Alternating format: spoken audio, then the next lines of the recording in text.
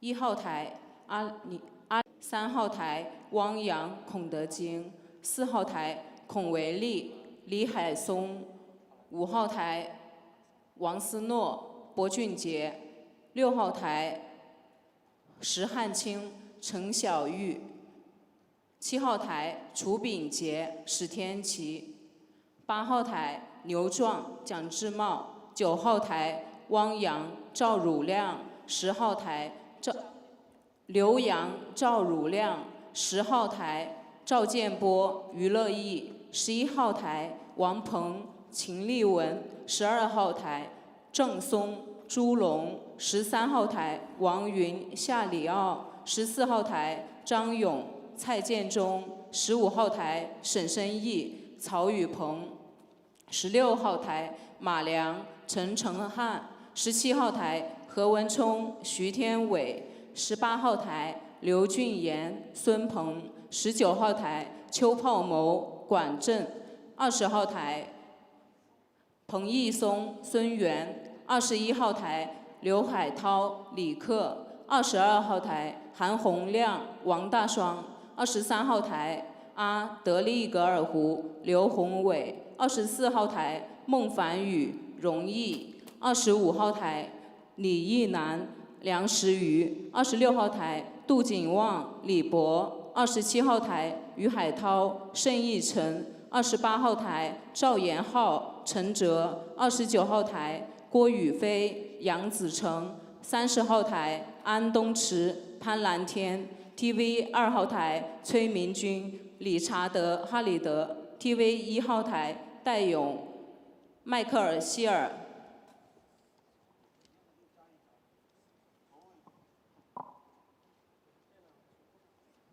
1号台阿里珀戴尔、宁旭飞，2号台李岩、居热提，3号台汪洋、孔德京，4号台孔维利、李海松，5号台王思诺、薄俊杰，6号台清陈小玉，7号台楚炳杰、史天琪，8号台牛壮、蒋志茂，9号台刘洋、赵汝亮，10号台赵建波、于乐毅，11号台王鹏、秦立文，12号台郑松、朱龙。13号台王云、夏里奥，14号台张勇、蔡建忠，15号台沈申义、曹宇鹏，16号台马良、陈成汉，17号台何文冲、徐天伟，18号台刘俊言、孙鹏，19号台邱炮谋、管振，20号台彭毅松、孙源，21号台刘海涛、李克，22号台韩洪亮、王大双。23号台德利格尔湖刘宏伟，24号台孟凡宇、荣毅，25号台李义南、梁时瑜，26号台杜景旺、李博，27号台于海涛、盛义晨，28号台赵延浩、陈哲，29号台郭宇飞、杨子成，30号台安东池、潘蓝天 ，TV 2号台崔明君、理查德、哈里德。TV 1号台戴勇、迈克尔希尔，请以上运动员抓紧时间进入比赛场地检录，比赛马上开始。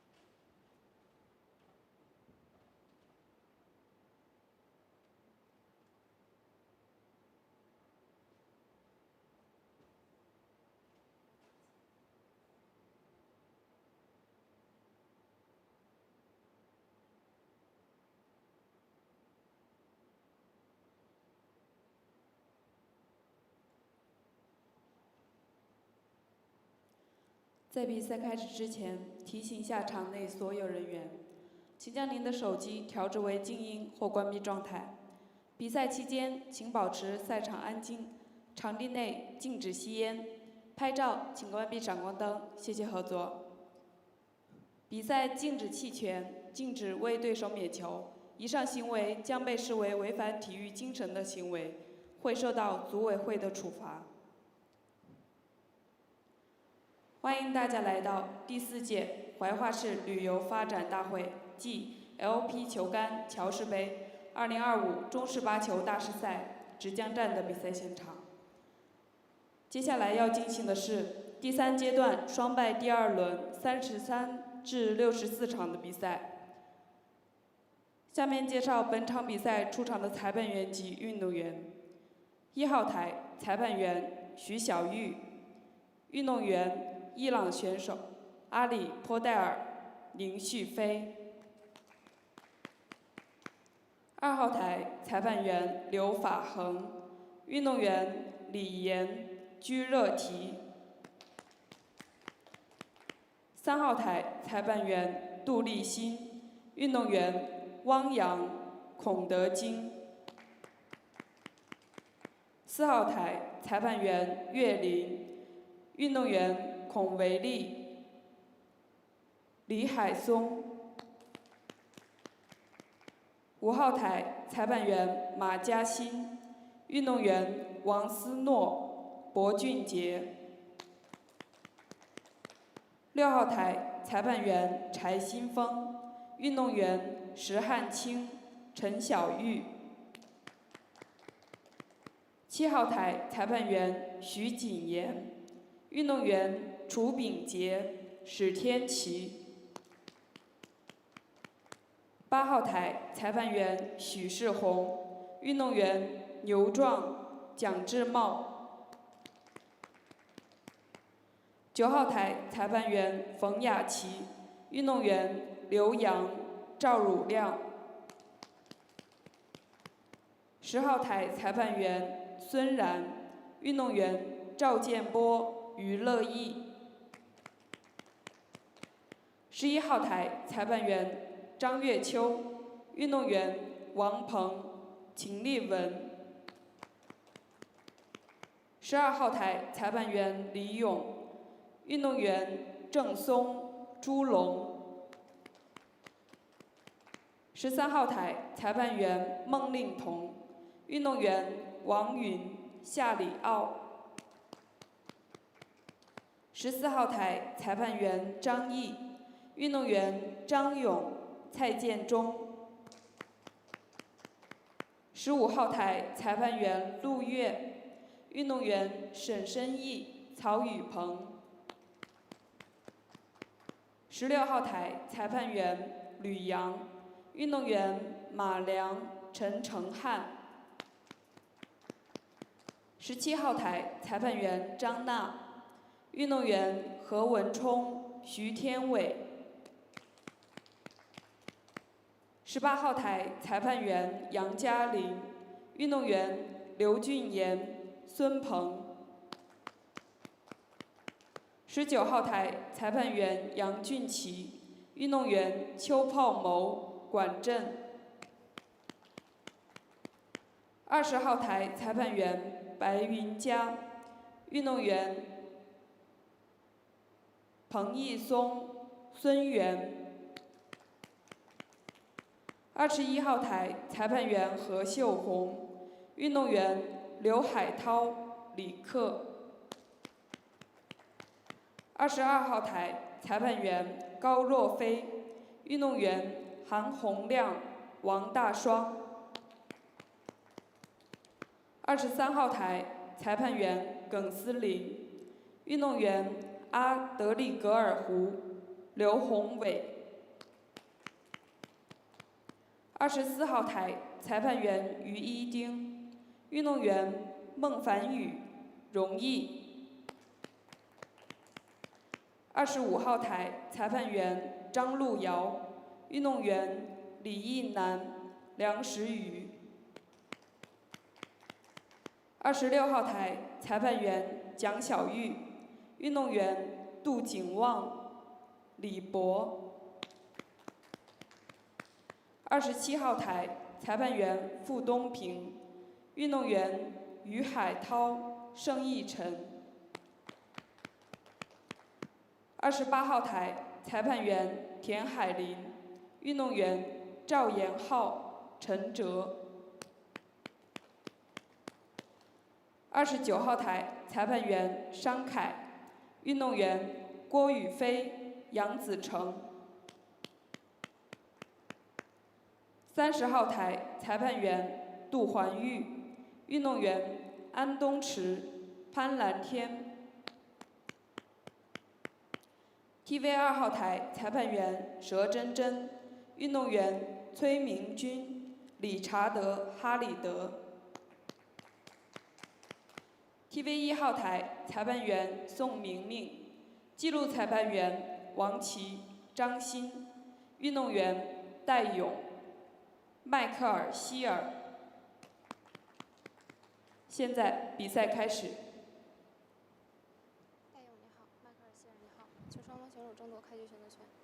听我口令，预备，3、2、1，开始。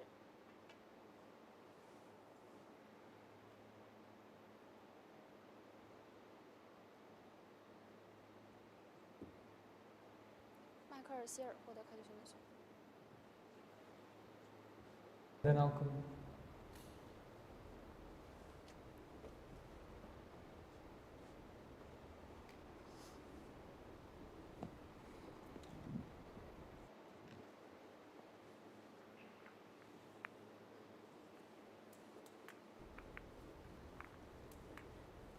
Good day everyone and welcome to the 2025 Joy Division 1 station here at the Zhijiang station in China. On the TV table for stage 3 we have Mick Hill from the UK against Dai Yong from China. It will be a race to 13. This is 64 players down to 32. I'm Raymond Tilak from South Africa and joining me in commentary is Arfan Dad. How are you doing, Arfan? Yeah, good afternoon or good morning back home to everyone. Nice to be here, joining a professional commentator like yourself. Thanks so much, Arfan. I'm joined by a professional player. Arfan, you did tell me that you are playing now full-time and yeah, wish you all the best on that journey. How did you do in this tournament thus far? Yeah, cheers. I quit my job a couple of months ago. Towards the summer, made the plunge to play this full time. I had an opportunity that was presented to me that was too good to turn down, so I thought, now's the time. A little bit older, got some savings and what have you, so yeah, decided to take the plunge. It's going okay, making some changes with my game, little tweaks to my cue action, because you cannot get away with a little bit more playing English pool. Yeah. Whereas here, I feel like you've got to have a bit more about you with your cueing. I've made, some changes, changed my cue too, but it's more thinking long term. No, expecting definitely. Miracles short term. Well, hopefully that'll come to fruition soon. Yeah, I feel the only way is to take it seriously, is to take the plunge. You have to believe in yourself and take that plunge, and then every time you practice, every time you play exactly what you're playing for, it means a lot more as well. And yeah, talking about your new cue, LPQs, I believe. I've been sponsored by LPQs for a good number of years. I was using my first cue that they made me was a maple, because I've always played with maple cues, with English pool, even American pool. It was a maple shaft. I got mine made with a maple shaft, but the actual tip size was bigger too. Actually spec'd it up using Gareth Potts' cue. Ah, the Potts cue, So essentially got his spec and passed it on to LPQs, and they made me the maple version of it.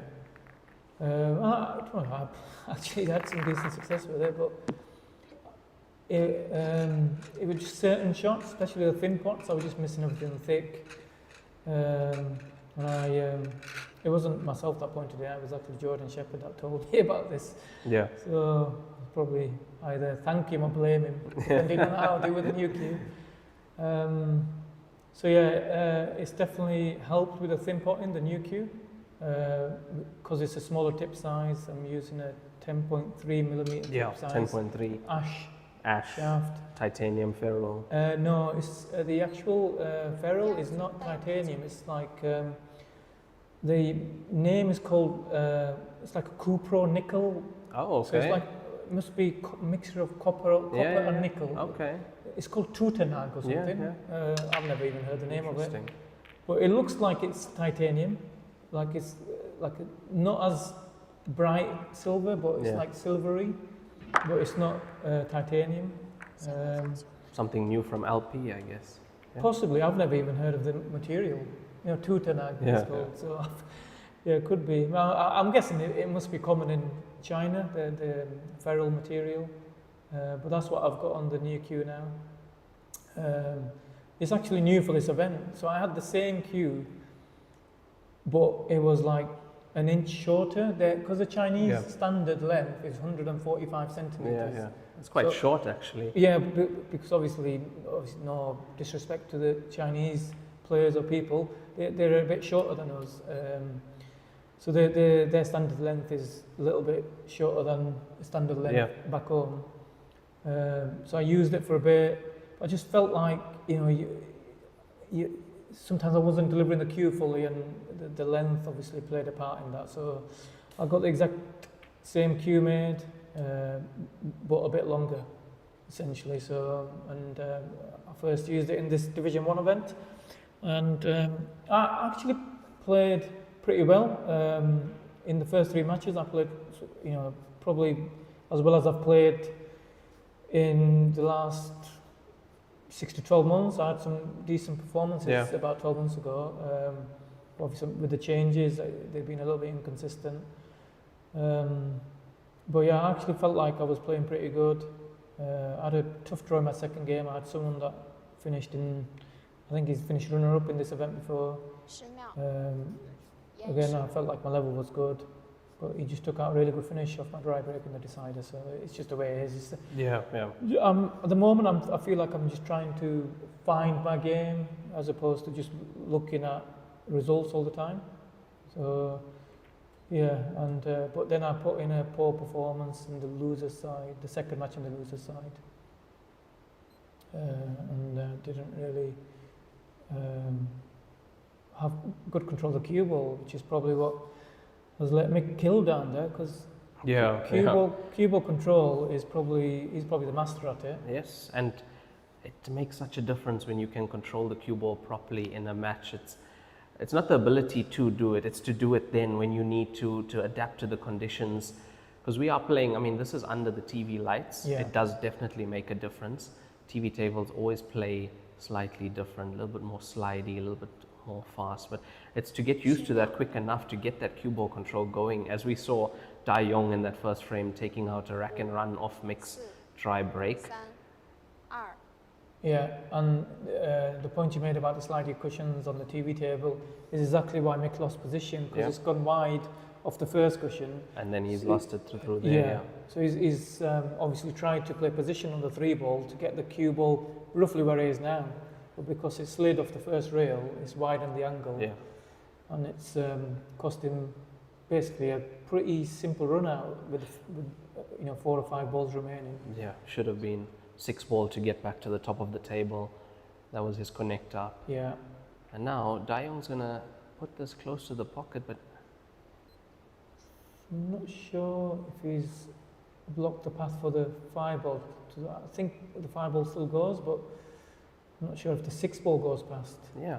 Mick using a new cue as well these days. He's enjoying that Heyball cue, the G5. Yeah, it's actually funny because we, obviously I know Mick really well. We've been coming to China since the pandemic, same amount of time. And it was funny because we've always been of the opinion there's how many of the UK players are happy with their playing equipment. Yes. So there was a period of 18, 24 months where everyone's trying to find the right playing cue. Some people might be thinking, well, it shouldn't be too hard, but the reason why it was hard Very was tough, because we were dipping into the game on a part-time basis. So we were playing this game, then going back to English pool. Yes. So we're not actually full-time players at this stage. I was playing Ultimate Pool.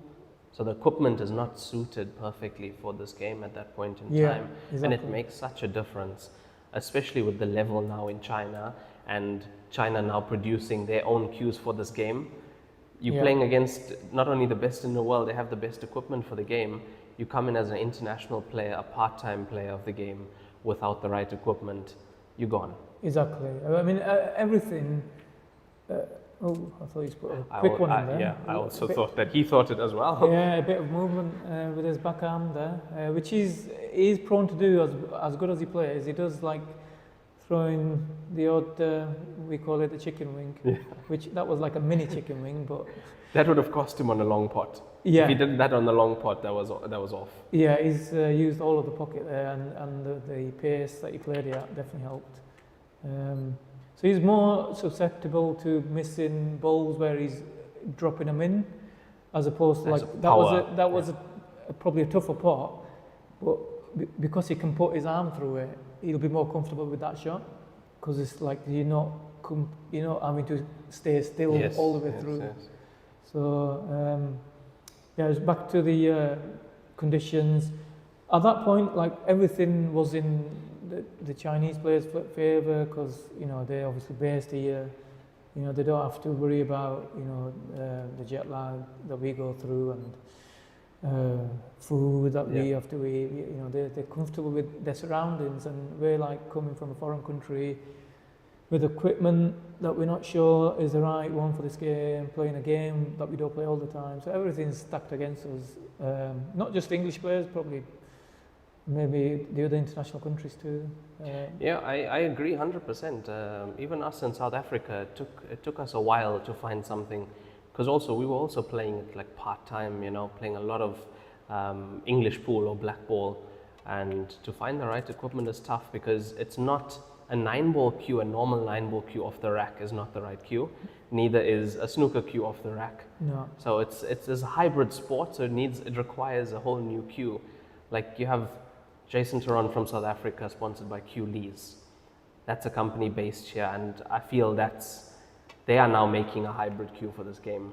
Yeah. 10.5 mil carbon shaft. Yeah, I think that the tip size is a big thing. Even the Chinese players that use maybe conventional 9-ball cues with a conventional shaft. It's thin. It's thin. Yes. Exactly. So the ferrule, the viewers can't see it unless the cameraman zooms in. The top of the ferrule is actually tapered. It's going inwards. I've seen it, yes. That's just to reduce the size of the tip. So they don't want to make the actual ferrule smaller from the bottom. They just like taper it at the top, so they can put a smaller tip on. I've seen it. It's like an arrow. It's like almost an arrow. Exactly. It's like having a pencil sharpener and just not as pointy as that, but you kind of get the picture. They actually it kind of goes inwards right at the very top. If you look at Kang Peng's cue and Bingji, they have that kind of shape. Yeah, Ru Liang, all the top players have Yang Fan. So it's obviously something they've found, and all the top Chinese that use the 9-ball type cue, they all have the ferrule going inwards at the top, so that they have the preferred tip size. So these are things obviously they will be able to know a lot more than us, because they're always experimenting. They're going through so many tips. Yes. And we might not go through a different tip for maybe a year. Yeah. I've heard the Chinese players, they go every week or so. Yeah. I mean, I've seen Heyball in the practice room have a box of blue diamonds. He must go through maybe 10 in an hour. Yeah, look at He'll that. put it on quickly, shape it, have a few shots. If he doesn't feel right, put another comes one on. off. And you've come to the practice room. On his table, under the table, you've got like all these blue diamond tips on the floor. I've seen it here as well. Yeah. If you look on the floor here, you'll see a few tips lying around. Yeah. Yeah, it's crazy. And we like put a tip on, we set in our ways, we keep that tip, we like it, we keep it for 6 months to a year, sometimes even more. Exactly. And it's changing. The tip is, it's leather, it's changing all the time. Exactly. After 6 months, it's not the same. If you've got a soft tip on, and eventually that softness will go. Yes. He's put another quick one in there, Dai Young, so he tried to pull the cue back maybe a couple more inches to be dead straight on the 7 ball, but he's left himself a little bit tricky now. He knew it the moment he hit the cue ball, you could see the reaction. Yeah, exactly. He felt that. Yeah.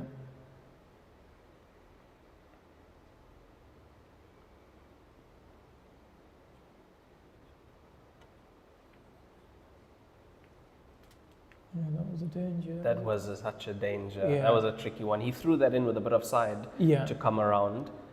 And he was always reliant on a bit of luck there. He knew he was tracking towards the 7 ball. Yeah. Maybe the side that he was putting on, he was maybe trying to play on the 5 ball there and avoid the 7 ball completely. To come around that little bunch there. The fact that he's, that's not good enough. Does the 5 go? I don't think it does. Even though he's 2-0 up, he just doesn't seem completely comfortable. Yeah, he doesn't seem comfortable at all. No, this will have to be a really thin cut. And obviously, control of the cue ball, I think he's going to play it with left hand side, which should check it off the side rail and maybe have position on the black in the middle. Is that there? No, it's there. Good recovery. This is not an easy pot too. No, not at all from there. In terms of difficulty, it's not a difficult shot that he's played, but it's still very difficult. This one here, the back arm has to stay straight. Yeah, this is one that he could probably miss. And you usually miss it thick. But it's there, look at that. And that is a break and run from Dai Yong. So far 3-0 to Dai Yong, 1 break and run, 1 rack and run. But previous frame, where it was a broken frame, I would have expected a little bit more from Mikhail. Yeah, well, he didn't really get... missing the 6 to the corner. Yeah, so it wasn't broken in the sense that it was a prolonged safety battle. Dai Young's probably played a little bit of a weak shot to give Mick the Left chance. him the 6, yeah. So Mick's obviously played, a good shot after losing position initially to just, dump the cue ball on the bottom cushion. And Dai Young's, it was a strange shot selection because he was always going to leave the 6 ball. Yeah, was always leaving it. I've actually felt that he left it to say, okay, you go ahead. Whatever you got, you go ahead, and let's see what we're dealing with. Yeah. Well, I suppose he probably thought, the cue ball's going to be on the cushion, so that increases the difficulty of the shot. And he's made a ball again. Yeah. I always find the main TV table is the easiest table to make balls on the break. Yeah. It's so much more easier than the tables in the outer arena. Purely because the cloth is faster and the conditions are, they keep playing like as new. Yes. So it's much easier to make balls off the break. I think the stripes will be his colour choice or suit choice. That's there. Yeah, a little bit thin on this, but I'm not sure that cuts. He looks very relaxed. Yeah. The way he moves around the table, it's very calm and cool. He's always been really loose. Yeah, he's loose. Yes, that's the right word. Yeah. I'm not sure if he's got. He's getting. He's going to block the 9. No, look at the pace of the cushions. He's getting 1 or 2 little bits of luck. Look at that. That's hit the Heyball full. Yeah, he's flush. Now he's in perfect position. He'll probably just screw back maybe an inch and leave the 10 ball, drop that in to get behind the 9 ball, and then he'll have the 2 in the middle. That's as if he had ball in hand and he placed the cue ball. Yeah. That's how well it stopped on the 5. Yeah, exactly. That bit of luck has decided the rest of his pattern for him.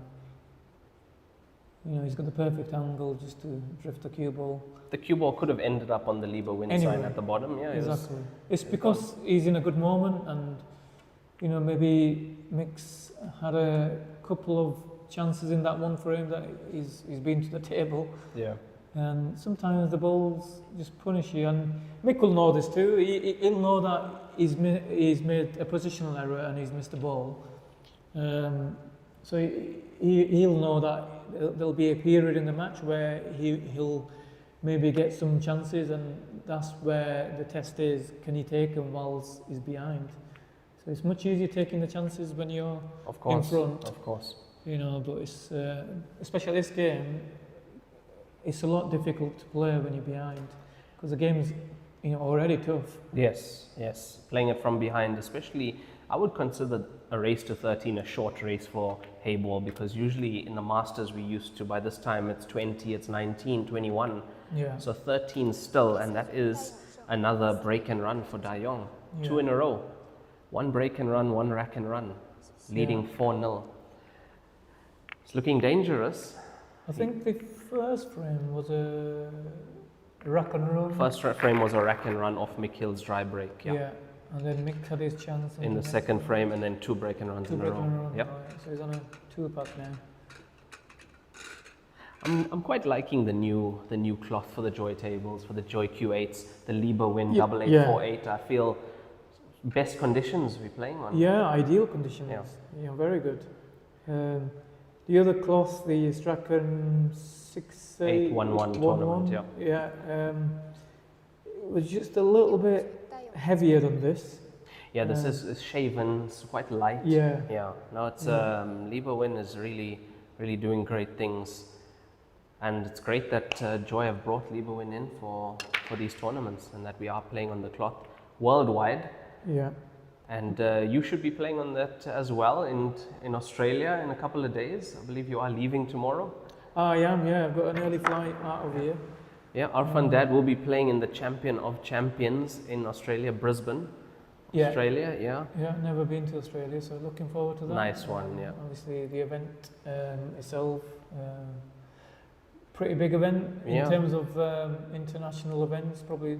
I think the biggest, the biggest definitely, internationally, and well-deserved invitation for you, Arfan, to be at that event. Yeah, I mean, obviously, I don't know about deserved, but I'm happy to take part, do you know what I mean? So I'm really qualified to be in, if that makes sense. I mean, the criteria is a strange one, really. You know, each country gets one spot. And obviously, if there was a ranking list for, you know, the Pakistan Federation, I probably would be on top. Yeah, of course. So maybe in that sense, it might be deserved. And you do play under the flag. Yeah. Yeah. So no, it is well deserved, and you are putting in so much of time in the game. I did see you in the practice room, and you were playing quite nicely in the practice room, from what I witnessed. Yeah, I feel like comfortable. Yeah, I feel like I'm doing all right, but obviously there's always room for improvement. Of course, you know, there's a lot of room for improvement if we want to get closer to top Chinese. So you know, the one good thing, the older players. Obviously, I class myself as an older player now. I might not look it. I'm 42, so I've been around the block, you could say. So you kind of know. You kind of know the script. You know, you're honest with yourself when you're playing, good or bad. So I feel like, you know, maybe 4 or 5 months ago, I felt like my game wasn't in good shape. But I feel like my game is in a lot better shape than what it was. Looks to be a lot more consistent from what I've witnessed. Yeah. Yeah, and that's down to the changes. You know, like just making tweaks to my cue action, which I never had to worry about that with English pool, because the table 7 foot, you know, I've always been a good potter, so I wasn't really missing any, you know, stupid balls at English pool. So you never really worried about your cue action as such, but here... You come here with the big balls and you got a pot that's 7 foot long. Exactly. Yeah, that's another problem. And Da Yong back at the table. And Mick wasn't able to make the most of that dry break from Da Yong. No, missed a tricky ball along the top Yeah. cushion, but it was the positional error that. It was once again the positional Yeah, error. because he wasn't playing on that ball at that point. He was playing on the one that's next to the green now. So because he didn't get the cannon right. Again, it's unlike Mick because for me, English pool. Best Easily, cue in ball. terms of cue ball control and Best. patterns, the only person that came close to Mick was probably Darren Yeah. Appleton. Them two made the game look really easy. And Mick's played on this table before. He has had a match on the TV table, so I'd expect him to be used to being here on the main table.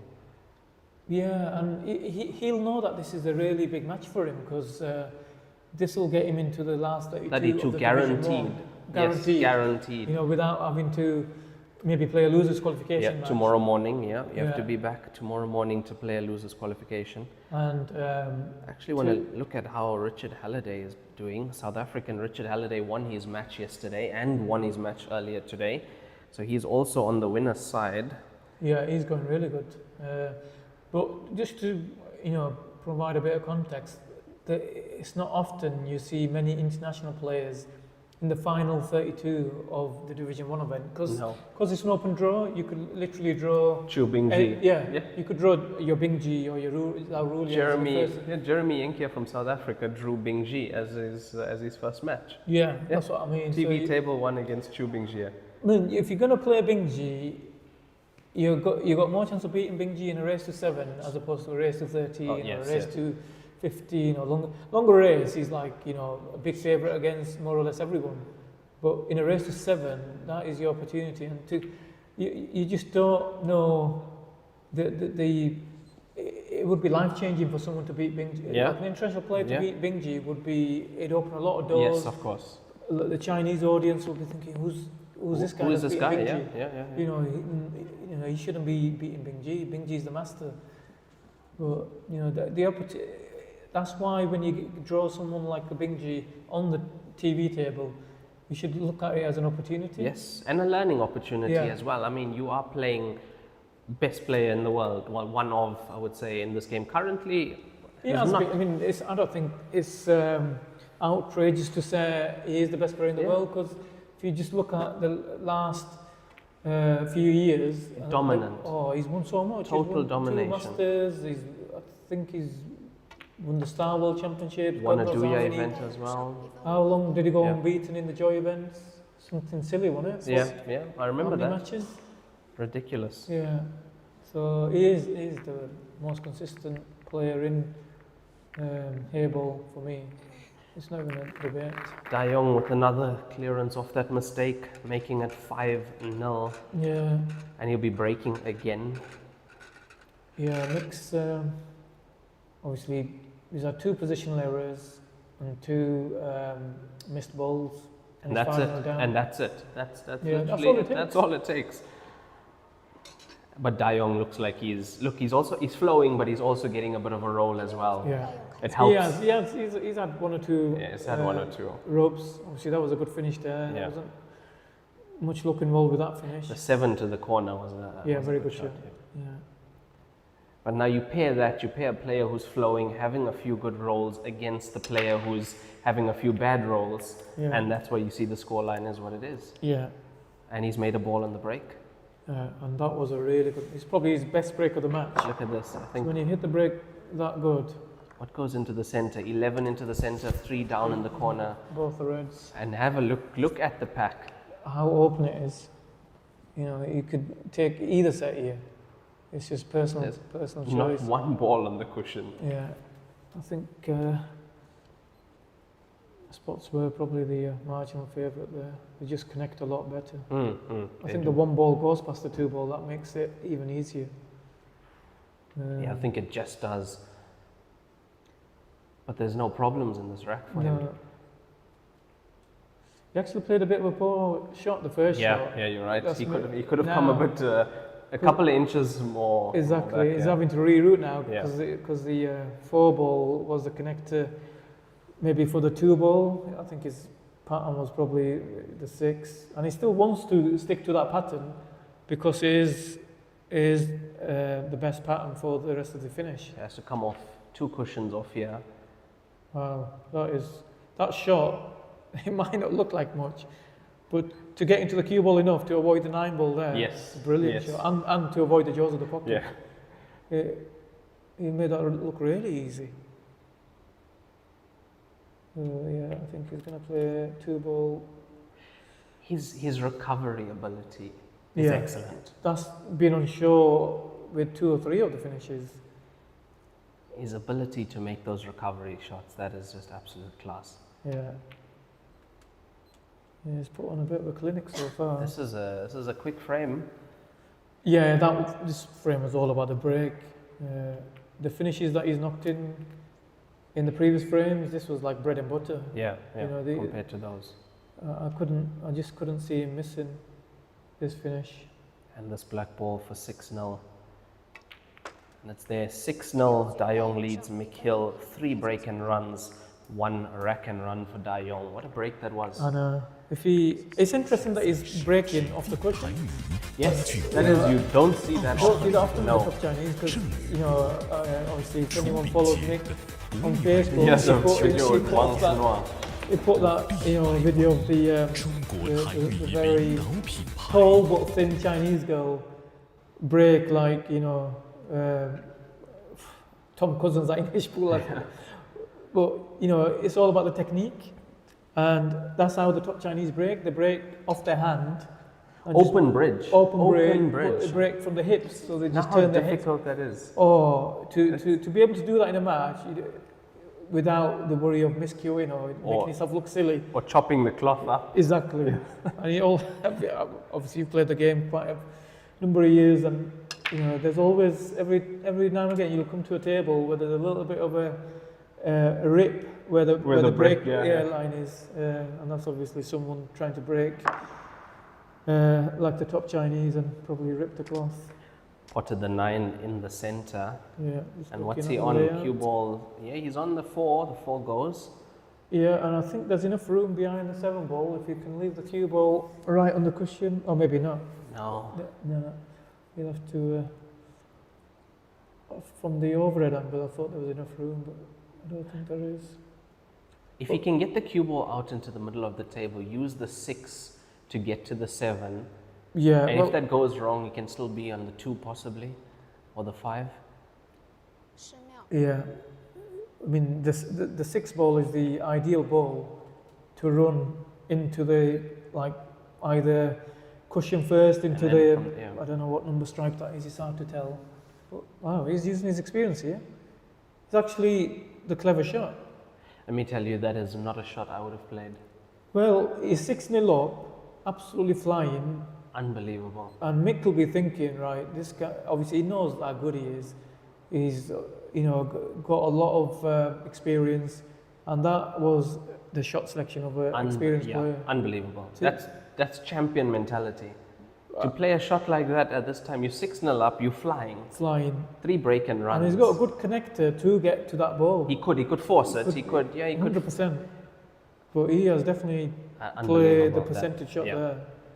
Because he's almost made certain of it now. Yeah, and it doesn't matter that it's if it was touching ball, Mick couldn't play away and just simply put the 7 ball there. Yeah, exactly. He had to, you know, hit his own ball first. In English pool rules, you could do that. You could Black do ball that. rules, If that was touching, play the opponent's play ball. away and put your opponent's ball and leave him in trouble. But at these rules, and you know, I'll tell you a funny story. I got caught out once with that on the TV table. Yeah, you played away? I played away, and I'm probably lucky that they didn't say deliberate foul. Yeah. Because it wasn't deliberate, but I just completely didn't either forgot about the rule or didn't know about the rule. So it was touching my ball, like it was touching Mick's ball there, probably. I'm assuming it was touching, it was pretty close. And I just literally played away and potted my opponent's ball and left him behind the ball that he was touching. So I'm thinking I've played a good shot. Referee goes foul. Thinking, and he goes, you can't do that. Have to touch your ball first. Have to make contact with the touching without ball. playing the push shot. Yeah. So you can't just, you know, play through that ball. You gotta, do what Mick did, kind of hit it side on. So, I actually like the Heyball rules. I like them for this game. Because Dai Young shouldn't have got punished for leaving a touching ball on Mick's ball there. Correct. So I do like that rule. Because he played a good shot. Yeah. That was 100% the the right execution shot. wasn't hard. It was seeing the shot and to play the shot. Maybe we would have seen the shot, but to be 6-0 up, flying, and to have that discipline, I would say, to still play what you felt like was the right shot in that frame, in that moment. You know, I don't think many players would have played that choice of shot. No, not at all. They would have tried to find a way to get behind the 6 to actually start pushing there, but it can go wrong. I think what he probably saw as the biggest issue is probably how do I get down to these 2 balls at the bottom of the table? He didn't really have a good connector to those. Yeah. Maybe the connector was the 6th ball, but obviously he didn't want to get rid of the 6th ball because he saw the 6th ball as the ball to break the 7 ball out. It's an interesting situation now. I think he's got a very small angle, and the 3 ball goes past. So he might he can stun down past the black ball. Yeah, I mean, he probably doesn't. He's going to try and play. I see. He's lining up the 1 from there. Maybe he's thinking if I can get it to a point where it's not too thin, and he can kill the cue ball. He can kill the cue ball, so he doesn't even need to risk snooker himself. Because he knows exactly what he's capable of. I think that's perfect. It's very close. Yeah, I think that's okay. Even if it's like he can just touch aside, it's natural. He'll kick it in, and that will even kill the cue ball there as well. Yeah, he'll kill it even more. Yeah. Oh, maybe not. So, but the side will help. The overhead is ready. Yeah, side. Look at that. That is unbelievable. I mean, obviously, I did say the side will help, but I wouldn't have fancied swerving it that much. Unbelievable. Yeah. Oh, well, this match has been about his recovery game, hasn't he? To judge that. He had to put a lot of swerve on that one. And the way it took when it hit the ball, you know, that the throw, that is the shot of someone that's comfortable with, you know, the cue ball. With everything, with game, his cue, his entire game, he knows his abilities so well. But also, he's also one of the best coaches in China as well. He coaches Wang Sunhua and many other players. I think quite a few of the Perry players go through him. Well, he was Chu Bingji's master. Yeah, you see? Yeah, so he was. Look at that. It's he knows the game, he knows himself, he knows his equipment, and that's showing in this match. Yeah. If there's a match that shows you a comfortable player with everything, it's currently Dai Yong 7-0 up on Mick. And after the next frame, we will have a 5 to 10 minute player break. And so best case scenario at the moment for Mickey goes into that 7-1. Worst case, it goes into that 8-0. Well, I don't know if you should be able to remember. What did you say before this match started? Dai Young beat someone 13-0. I apologise to that person straight away. I'm going to blame Raymond. And the only reason I'm bringing it up is because of this scoreline now. So it's just funny, you said Dai Young beat one of our mates, Jason Theron, 13-0 on the TV table, and it could potentially happen again. It could. So I'm sorry, Jason. Probably not sorry, too Jason. Sorry. Yeah. So it would be that's how I know 13-0. him, yeah, because when I first saw him, when we were at, I think, the Chengdu station, and I asked Jason, who's that? And Jason told me, no, that's Dai Yong, and this is how good he is. And yeah, when he told me that that's how he played against him, because we know Jason Theron, he's a fantastic player. Since he started playing this game, he's been phenomenal. I would say one of the best players out of Africa, definitely. And now, this year, he's been performing on the international circuit well. So for him to get played against like that and not have an answer. Yeah, I mean, look at this shot. I mean, that is a shot that's more familiar with English pool, you know, ball off a ball. Yeah, of course. You don't really see that. For that to go in here. Yeah, but the Chinese, I mean, obviously, they are obviously, you know, learning with every match or whatever, but I don't know if they had that shot before the British started coming over here.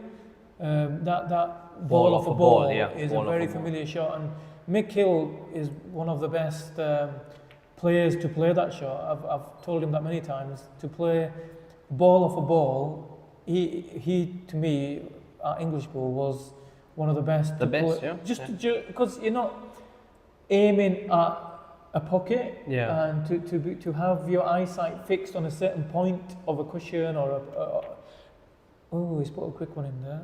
That's the first. He has made mistakes. But is that the first miss? First miss. He's been close to missing one or two balls before that have like wriggled in. But that is the first easy miss. But look what he's left. Yeah, I mean, Mick would have had a tough table regardless, but the fact that, you know, the one ball doesn't go now has made it even tougher. The 3, the 5. The 5 is set in the middle of the ball cushion. He could maybe get it out now, but it was a bit too thin. So Mick will... That's a shot to get your cue arm through. Yeah. That's how he's played that. He's played that to get the cue through the ball. Yeah, it was a bit thin, but I think he maybe just quit on it a little bit. Maybe bump the 3 off the cushion and leave the cue ball behind the 4, possibly. It's a tricky shot.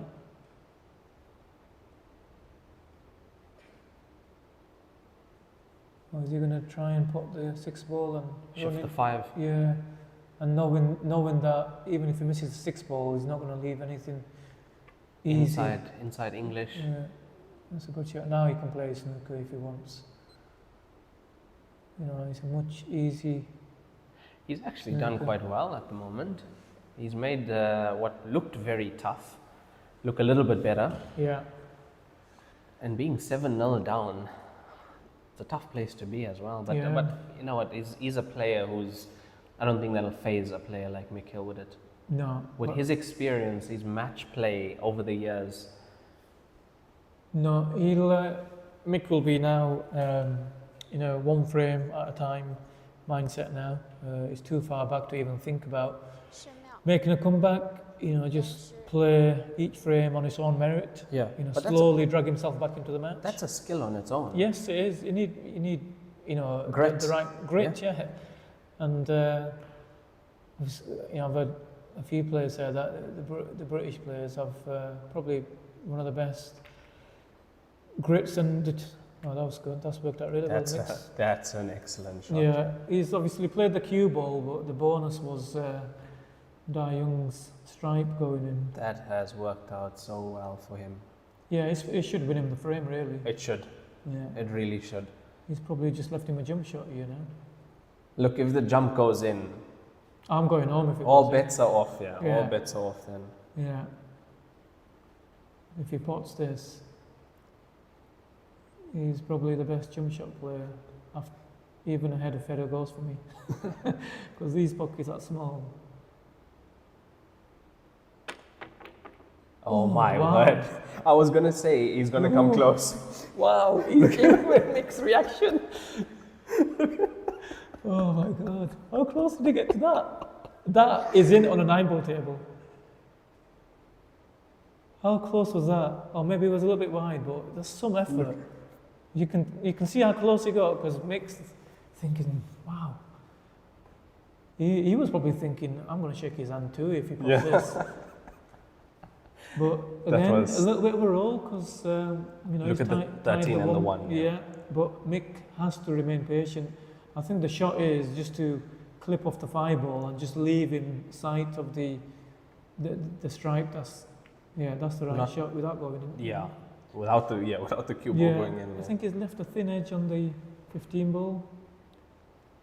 I think Dying would have not even flirted with breaking apart the 1 ball on the 13, is it? I can't wait till the Unity balls come in.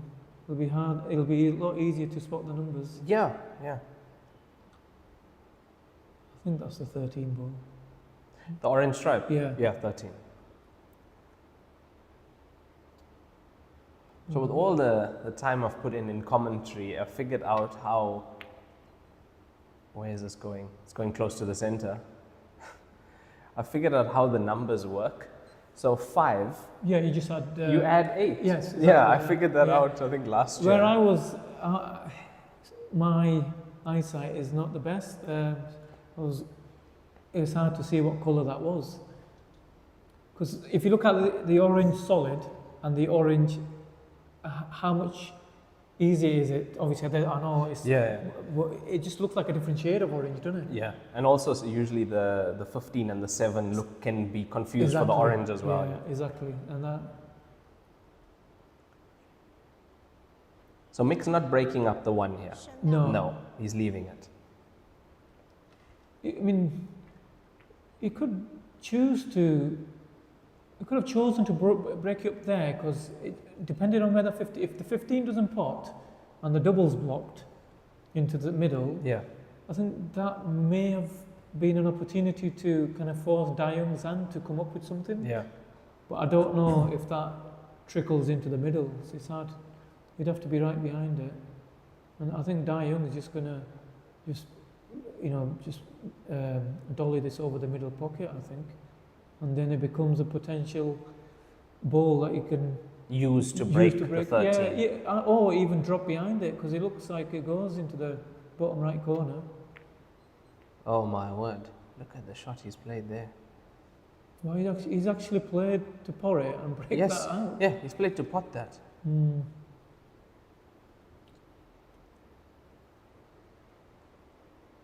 I think if there is somebody who could give Mick a little bit of a go on a tactical frame, it's somebody like Da Young. Yeah, 100%. He's got so much experience. Mick in broken play, we talked about this before, didn't we? Yeah, we just on the taxi these on the way over. frames, like Mick, especially when he's on a numerical advantage with the balls, 5 versus 2. Mick, yes. I don't know if he's going to win or lose his frame. He shouldn't lose his frame. But if he does lose his frame, he will be kicking himself because he prides himself on winning these frames. Really? This would hurt him more than the break and finishes than the 1 or 2 mistakes that he's made where he's not run out. Yeah. Losing this frame would really kill him. Yeah, because he's a perfectionist. We believe if you have a good all-round game, you shouldn't be losing. A game like this with 5. Where you got a numerical advantage. Unless something crazy happens. Yeah, 5 against 2 here. Yeah.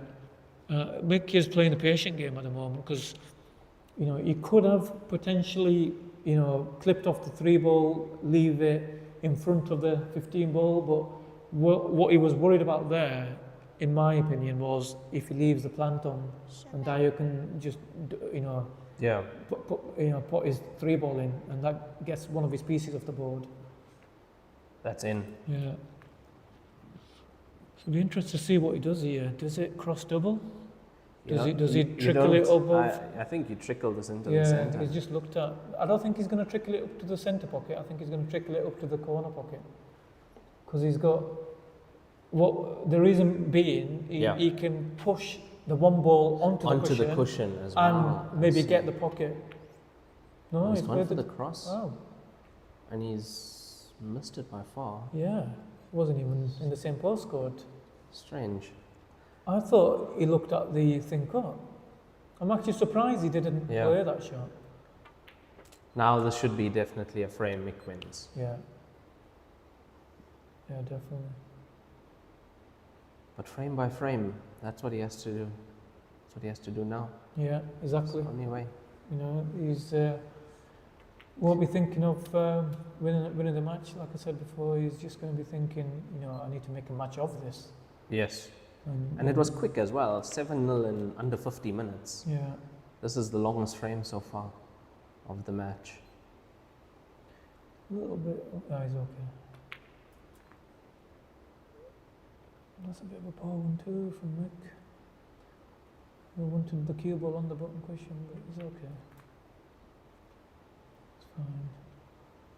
So now Mick's mindset will be try and win the next session 5-3, maybe 6-2. Yeah, played session by session now. Like you do with the World Snooker. You lose a session.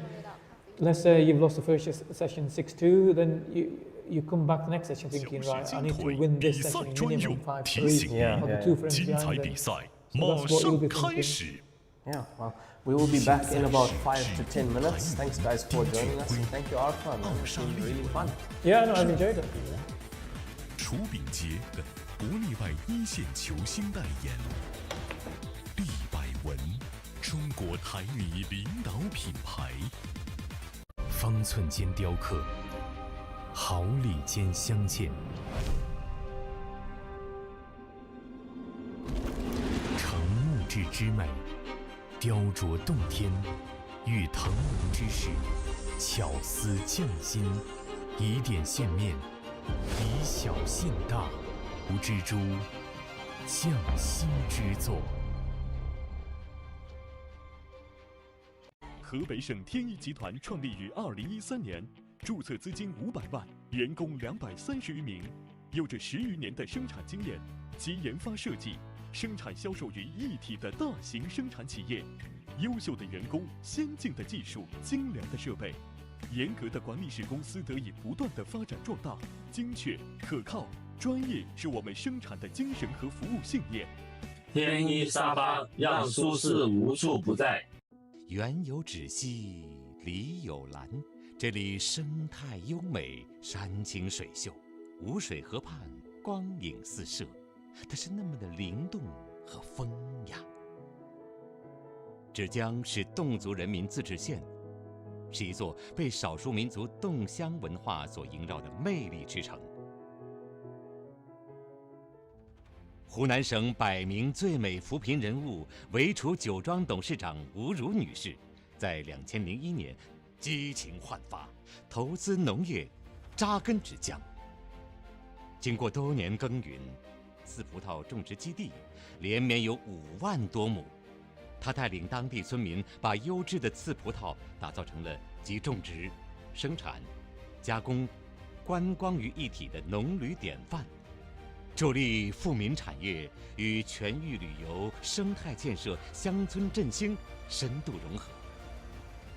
行走在酒庄，可见东南亚风格的酒吧，配套齐全的露营基地，风格迥异的美食餐厅，小资情调的千金民宿，典雅精致的侗族演艺大厅1000个春天，更有气势恢宏的侗家鼓楼巨福楼。楼高30多米，巨福楼广场可同时容纳1万名游客。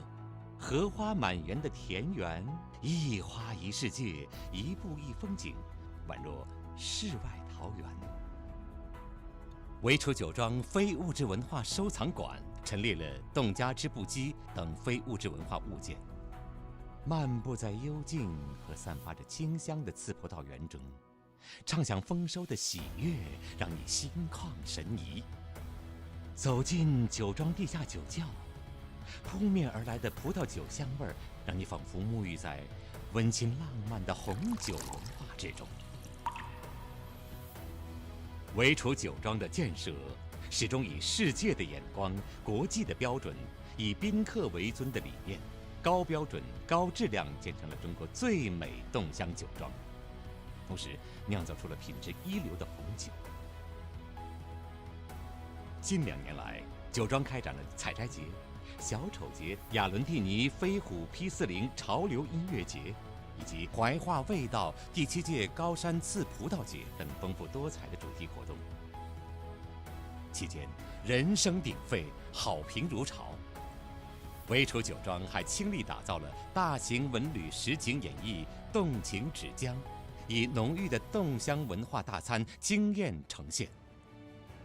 唯厨酒庄的美食自成体系，有精、美、情、礼的特色，科学布局业态，全力做好文旅加电商加乡村振兴，着力打造网红打卡之地，形成了3农服务的文旅 IP。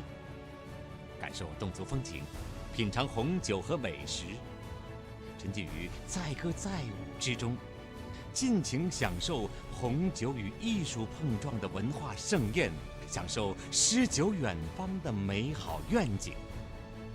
唯厨有酒，于斯为醉。中国最美侗乡酒庄，欢迎您！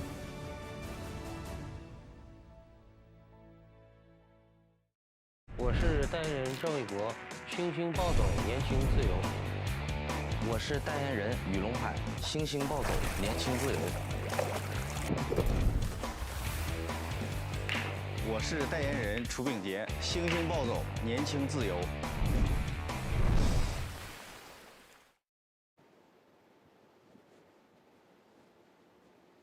暂停结束，比赛继续。第9局，迈克尔·希尔开球。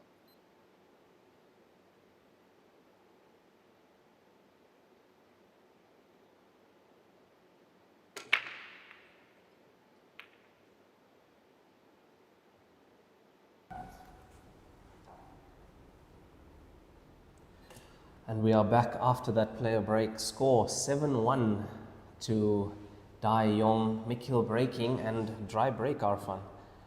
Yeah, I mean, look, first glance, it might not be the worst dry break in the world because there's obviously a bit of a problem over the top right corner. You know, 1 or 2 balls on the cushion, so it'd be interesting to see whether he fully commits to his finish or if he just, you know, chooses his set of balls and then, you know, maybe maneuver himself into a better position in the frame. To secure. Yeah, yeah. So this is interesting. Yeah, I'm interested to see what he's thinking here.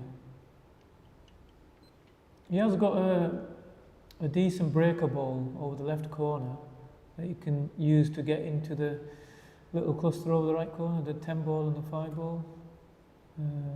But he's obviously got an 11 ball on the cushion too. He's going to play the double. Which is, yeah, he's taking that now. Yeah. Clean.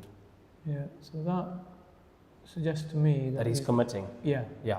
Because now he's taking pieces off the board. Exactly. And you don't want to be doing that when you're defending against Mick, yeah. a broken player.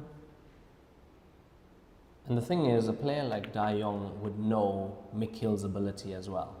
Yeah, yeah, definitely. I think they will respect Mick's knowledge of the discipline of 8 ball. Yes, yes. You have to. I mean, anyone in the world has to. Yeah. They definitely know. Possibly studied some of his work as well. Well, I personally think, you know, the UK players originally coming to China, I think 2011 or 12. Whenever Gareth won his first Masters title, that's when they first made the move into Chinese pool. The Chinese weren't well-rounded as players. So it was, you know, the British, very good shot, look at that. Execution was brilliant. And he will probably have to leave himself. He could potentially leave the 12, is it? Yeah, that is the 12, the pink stripe 12. And he can just drop in behind the 15 ball. Or he could leave the long 15 ball. So it just depends how he feels. But yeah, going back to what I was saying, you know, 12, 13 years ago when the top British players first started coming over here, they're the ones that really helped bring the Chinese players' games on in terms of being more rounded as 8-ball players. Yeah, of course. See, they knew the equipment, but they didn't understand the discipline as well. They maybe overcommitted a lot more than they maybe didn't know when to pull out. You know, that kind of stuff. Now, because they've seen how the top British players played, and as you're saying, Potts came over. Exactly. Top British players. Yeah, and that should be a compliment to the top British players, in my opinion. You know, we've obviously played our part in making these guys robots. I mean, going back to that positional shot, you know, I think that is the difference between someone that is fully comfortable with the cue ball, and the equipment. 100%. I'm not sure many of us would have played that. The 10 ball, that was one of the best shots I've seen. Because it's such when you're playing with inside English to swing it off 3 or 4 power, it makes that pot so much more missable. Even though it might look like it was over near the pocket, but it's still on the cushion. You could easily hit that too thick, you know, straight into the side cushion, and you miss it. You end up looking silly. You know, And the pace he played it at, he was also stretching over the table. And he's comfortable with his equipment. You know, the throw. Yeah. He knew exactly where he needed to aim with the side that he was putting on. And that was a rack and run, another one for Da Yong off mixed dry dry break. break. Yeah. So 2 rack and runs for Da Yong, 3 break and runs for him. That's good statistics thus far. Oh, brilliant! 5 clearances out of 8. He's made one mistake. One missed pot, which has cost him the frame. Yeah. Mix, obviously, couple of missed balls, couple of maybe positional errors, but all. So maybe 4 mistakes, but in 2 frames. Yes. So it's not like he's made 4 mistakes in 4 frames. He's just not. He's just been punished for those mistakes. And then Da Young's been breaking so well too himself.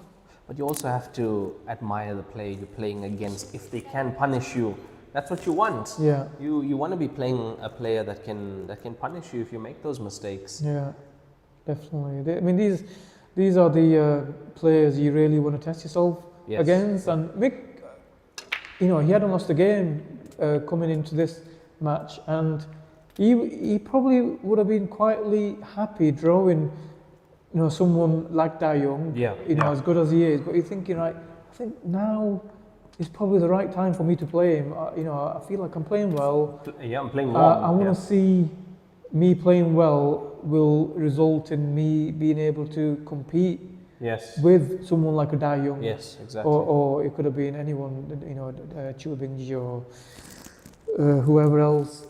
And, at the moment, it's not going to plan, but I don't think Mick, before the draw was made, will have been too disappointed with the outcome of the draw, even though he's playing a really good player.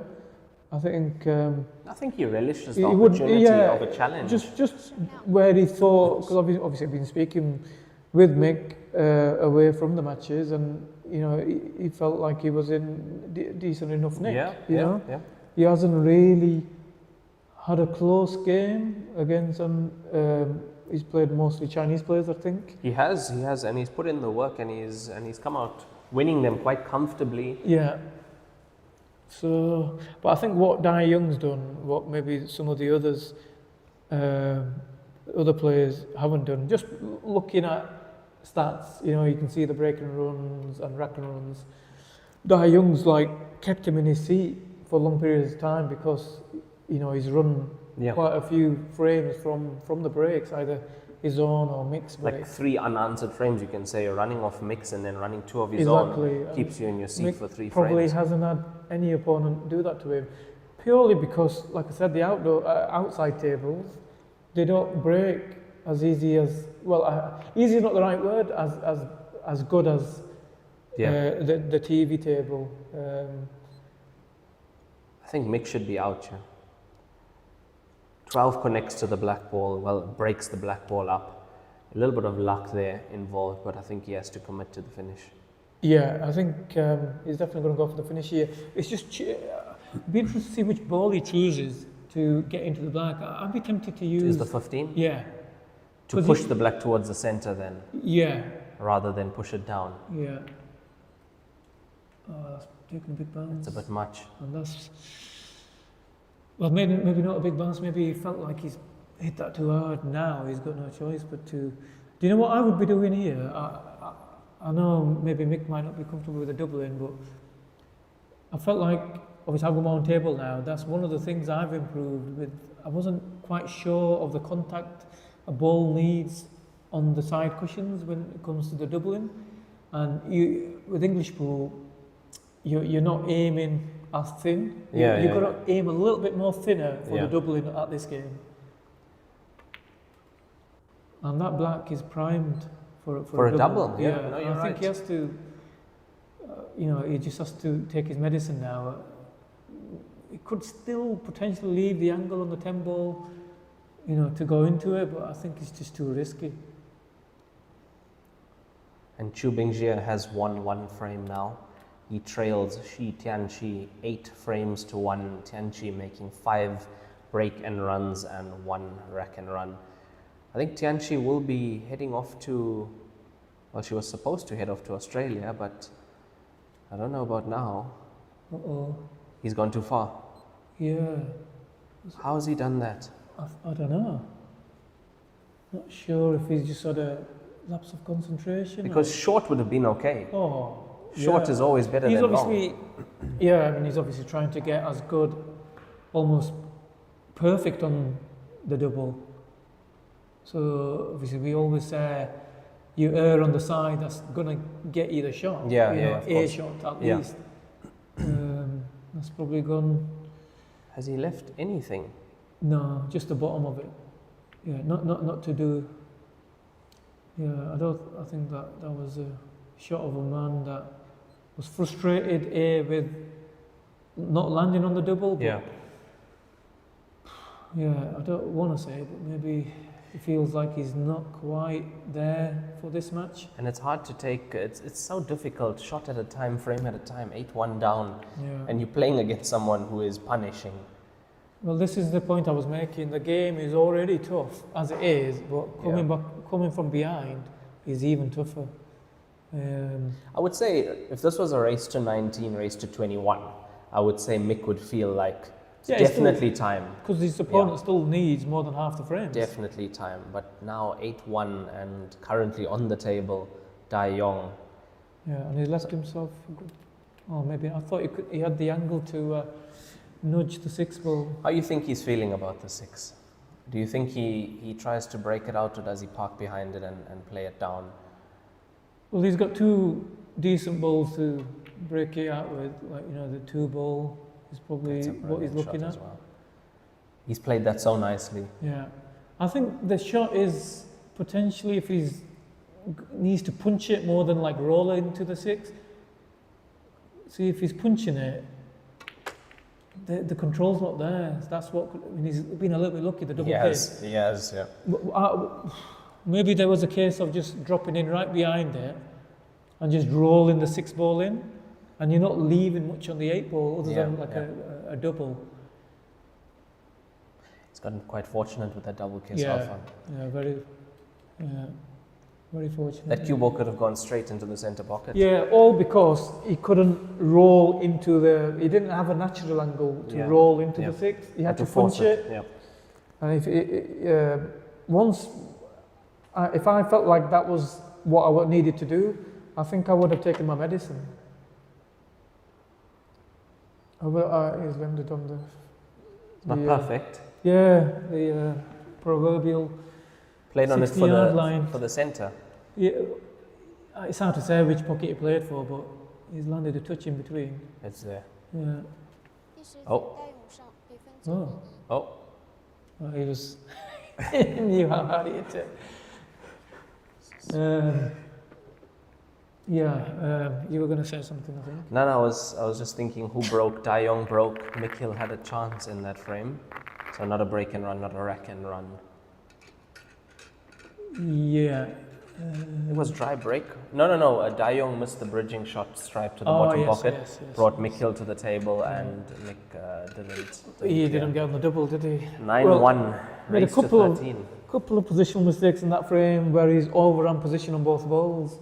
He's obviously overrun the position on the 15 ball to try and bump the 8 ball out, and then he's taken his medicine and thought, I'll leave it as a double.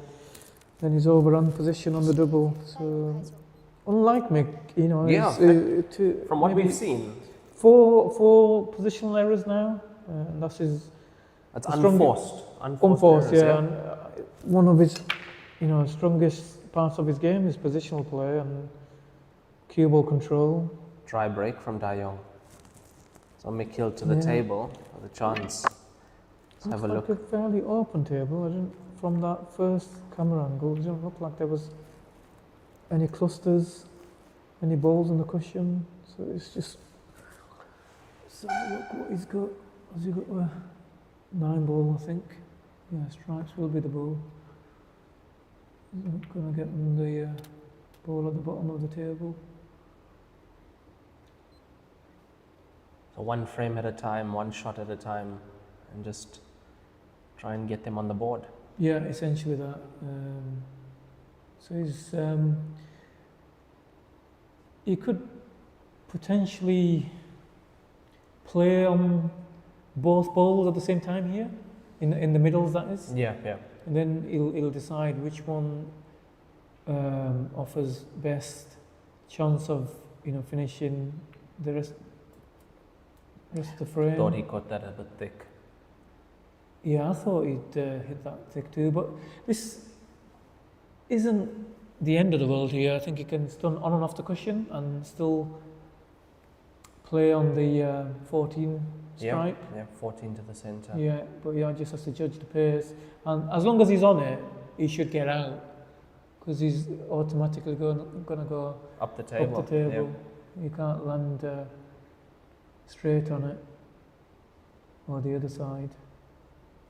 The bridging might make this slightly more awkward. Yeah, I think the fact that he could cue it was it kind of took the bridging out of the you could cue it well. If you had to roll that in a bit more dead way, that's when you don't really want to play those shots bridging over balls. When you can put your cue through it, it makes the shot a lot easier. So he's got the angle on the 14. It's quite a bit of an angle. I think you can just drag this in with left hand side and maybe just avoid the 13 ball. Oh, he's playing a bit top. Okay, he managed to get past. Yeah, that's okay. He's okay? Yeah, I think he's okay, yeah. A little bit of an angle. Does he have to nip this in a little bit? Oh no, the 15 goes past the 10.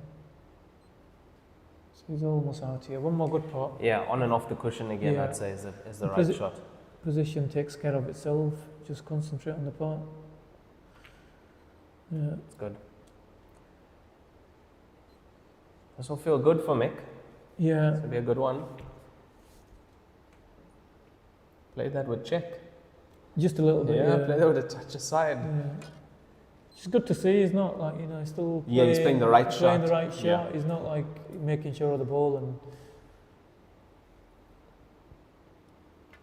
And that's Mick Hill's first rack and run. Score 9-2 in favour of Da Yong in this race to 13. And winner of this automatically through to the last 32. It's a big match. Yeah, and it's a big match. Like I said, it's a really good achievement for an international player in a 700 player field, mostly Chinese players. To make it into the last 32. The last 32, because it's an open draw. There's a single elim stage that they've had to come through 2 matches before it became double elim again. So, yeah, you don't often see many international players get through to the last 32. Yeah. See, Chu Bingji is on the move, gets his second frame on the board, still trailing 8 frames to 2. Yeah. But he's the kind of player who can put together 3-4 pack. Yeah. Exactly. I mean, he could do exactly what Zhijiang has done to him. So, without the last ball handicap, it's a bit more difficult, but yeah, can do. Yeah. So let's see. Mick looks like second ball break. No, he's hit the first ball on the side. Yeah, there's a strange way of going in off. I've seen the second ball break working for some, but he hit the first ball on the side. Have a look at this, Alphonse. Yeah, that's how he's used that break so many times. Yeah, first ball on the side. First ball from the side, yeah. Because if you remember, before the break rule was changed, we used to break from the side. Yeah, you could only break maybe 15, 16. Yeah. And 16 that was he wasn't comfortable with doing the zigzag the cross, break. the zigzag. Yeah. He used to break them head on. Okay. And I think he actually in the Star World Championship final that he got to, where he lost to Zhijiang King, that's how he broke from the side head on. Okay. Yeah. So he's familiar with the break. Yet, obviously, he wouldn't have thought it with that break there. Yeah, resulting he actually does hit that break pretty good. So Da Yong securing stripe off a stripe. So ball off a ball once again. Yeah. I think that was a bit more easier than the one that he got. The other one was tough. Yeah. Into the corner. Much more harder to judge. That was a perfectly legal shot. It's not legal when you're using the different sets onto each other.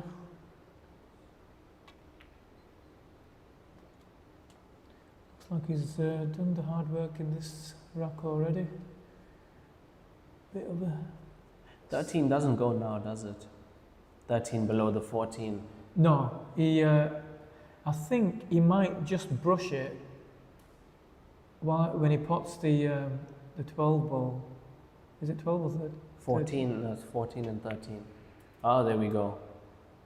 Wow, I didn't think he could avoid the cannon on the 14 ball. The shot he's playing there.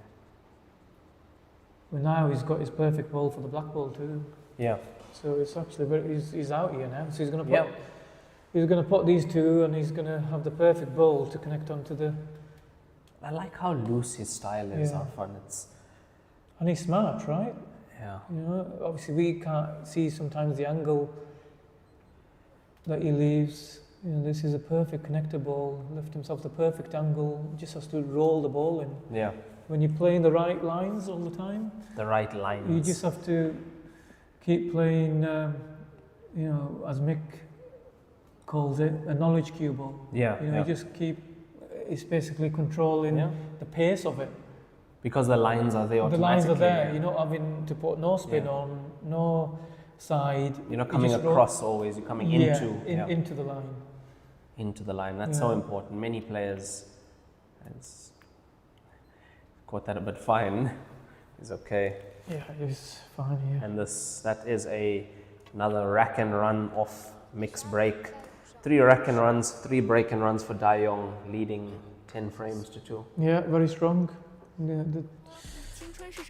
He's, like I said, made one error led to a loss of frame. Yeah, I would say that one miss, and then he also missed the ball bridging. Which didn't cost him the frame. Which didn't cost him, it should have probably done, but it didn't. So those are easily forgotten then. So you can write that off. Just exactly. write that off then. Yeah. Maybe obviously when you analyse the match after, whether you win or lose, you probably still, think about it. Yeah. But during the match, you're probably not thinking about it, if that makes sense. 10-2 up, race to 13. Yeah, his last break was dry. He's sticking with that cushion break. I'm so surprised at that as well. I'm not surprised. I might have been surprised that he started off with it, but he's had a lot of success with it in the match. So he's keeping it. So why you shouldn't change something that's working well for you? Made a stripe on the break. Yeah, I don't know if he can. Oh, he's got a long stripe, but he's still going to go spots. Yeah, he feels that he can. That cluster must be not as bad as the first. Unless the 3 goes. I can only assume the 3 goes. That's the only reason I'd say he played on the 4 now. Yeah, and the fact that he's chosen to go spots. I think he can land on the 3 ball, which means the 5 ball. Run through for the 5 and or opposite. the 2 ball will go. I think both of them, the 2 ball passes the 5. Unless he's landing on the 2. Maybe he doesn't go, maybe he has to break it out. And he's left himself the perfect angle. Yeah, he didn't go. Now, he pushes into the 3, will automatically push the 5. He needs to hit this a bit hard, just to, he'll land on the 5 ball then, yeah. Look at that. Or maybe not that hard, but that's, judge that well.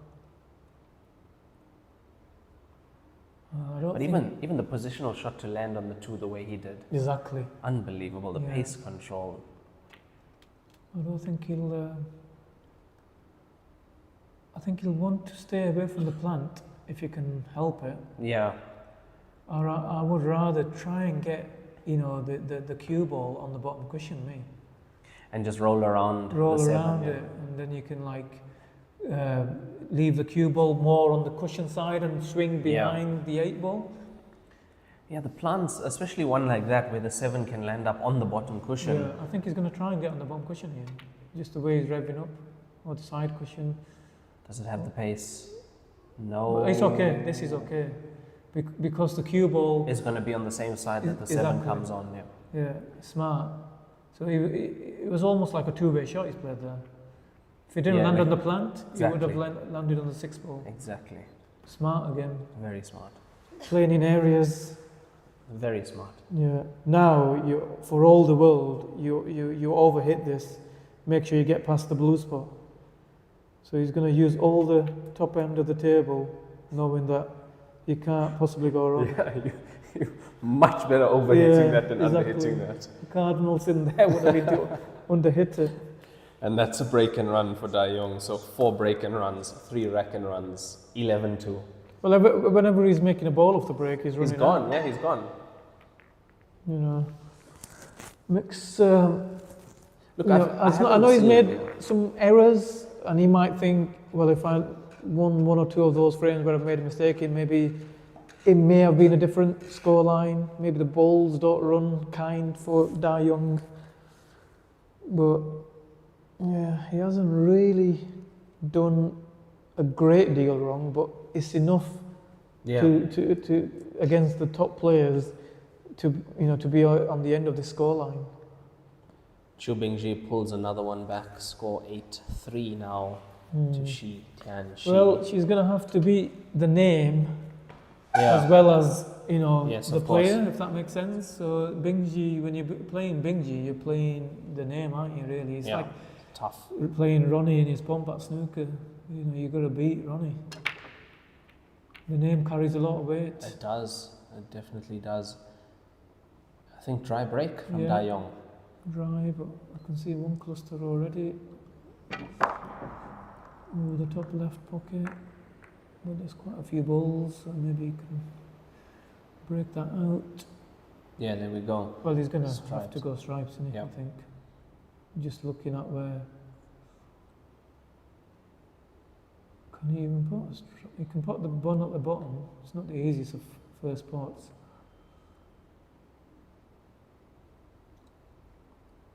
He's quite unlucky to not be on anything easier. Yeah. Does he pot this and maybe just pot the 6 ball, clear the path that way, because you're not leaving Dai Young much, are you? No, not at all. Knowing Dai Young, I mean, he could probably work his way behind the 4 ball, right? Yeah. The way he's playing. Yeah. So it's interesting to see what Mick decides to do. I mean, he can't even get through to the 10 ball to even plant the 6 ball at the moment. He could maybe like drop the 6 ball onto the 4 ball, maybe tie it up and break. Ah. He's left him unfinished though, hasn't he? Because he's left the cue ball behind the 4. Yeah. I don't know if the 6 goes though. It's tricky, isn't it? He could potentially use that as his last ball. But I think Dai Young will just... Park the 4 at the pocket. He can also do that. I mean, he's going to go for the 4. Yeah, he might want to play this a little bit hard. It's not there. Because Mick can just drop him in now. Mick will be a strong favourite. He'll have both the corner pockets covered. And Dai Young's got 2 balls around him. Well, probably 3 if you include the 5 ball. So the shot here is to play 10-14-4. Yeah, in my opinion. opinion. 4. Yeah. Yeah, get rid of that 4 ball now. Maybe the 3 ball plant is a bit more difficult than it looks, because surprised that he's not playing it. I think he's coming back to it. He will have to make a thin contact on the 10 ball. Yeah, it is. Because you need a thin contact on the... Yeah, maybe the plant was more difficult than it looked. And he's just trying to block access to it for now. And maybe, he can play the same shot. Again, yeah. Yeah, the following shot. Does Dai Young take on the 7 to the centre?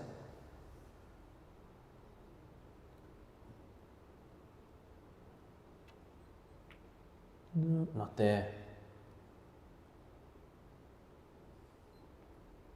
So now Mick he can actually leave the cue ball right behind the 10 ball. Glance off the... Off the 14. Off the 14, yeah. Thanks for calling that number out. I keep forgetting. Yeah. Yeah, he's played it. Oh, he didn't want. He wanted the full contact on the four four first ball, and then then he would behind, yeah. slip in behind.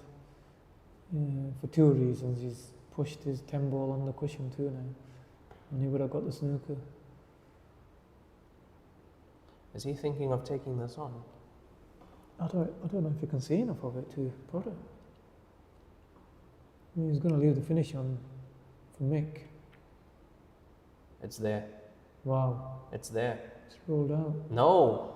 I thought it drifted just a Coming through the middle of the table, it looked good. Yeah.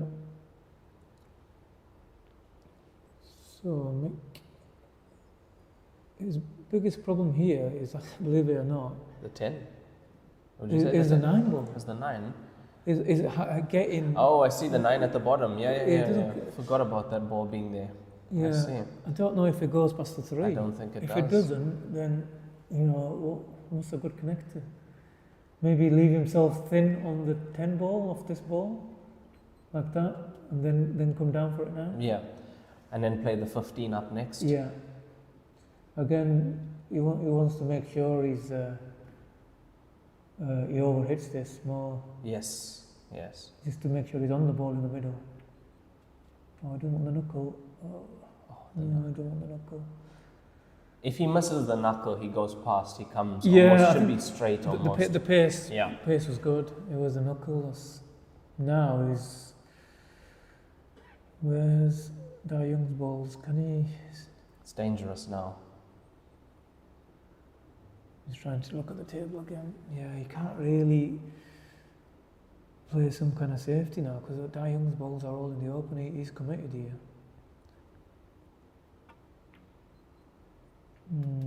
Too thin. Risky. No, he's sold out now. Yeah, that was risky though. The cue ball as well. Yeah, it was just too thin. It's always heading there. Yeah, it was. Even if it hits below the middle, I don't think it gets below the 9 ball off that cushion. Yeah.